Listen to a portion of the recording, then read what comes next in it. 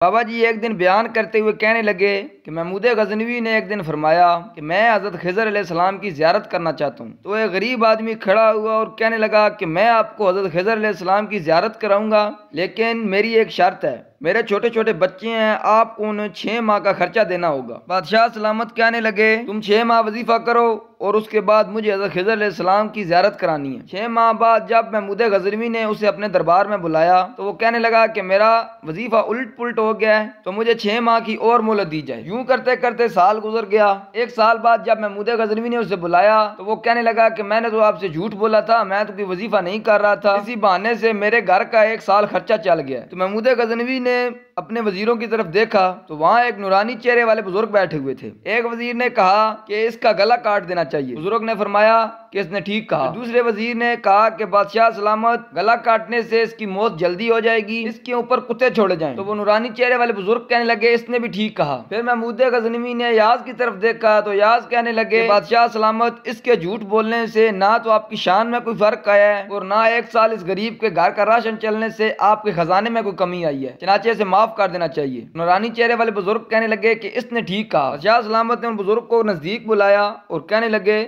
یہ کون سی بات ہے؟ ایک کہتا ہے کتے چھوڑو وہ بھی ٹھیک، ایک کہتا ہے گلا کاٹ دو وہ بھی ٹھیک، ایک کہتا ہے کہ معاف کر دو وہ بھی ٹھیک۔ تو وہ نورانی چہرے والے بزرگ کہنے لگے یہ جو وزیر ہے کہ آباء و اجداد کسائی تھے، وہ گلا کاٹنے میں ماہر تھے، تو یہ کہنے لگا کہ اس کی گردن کاٹ دی جائے۔ تو یہ جو کہتا ہے کہ ان پہ کتے چھوڑے جائیں، تو اس کے آباء و اجداد بادشاہوں کے کتے نلایا کرتے تھے، اور ایاز سید ہے، سید کربلا میں لٹ بھی گئے، اس کے باوجود اف بھی نہیں کی، اور یہ آج کہہ رہا ہے کہ معاف کر دیا جائے۔ تو محمود غزنوی اپنی جگہ سے اٹھ کر کھڑا ہو گیا اور کہنے لگا کہ ایاز تو نے کبھی نہیں کہا کہ تو سید ہے، تو نے میرے ساتھ اتنا بڑا ظلم کیا ہے۔ تو ایاز کہنے لگے بادشاہ سلامت، آج میرا اتنا بڑا راز کھل گیا ہے، تو ایک راز میں بھی آپ کو بتا دیتا ہوں کہ یہ جو نورانی چہرے والے بزرگ آپ سے باتیں کر رہے ہیں یہی حضرت خضر علیہ السلام ہے۔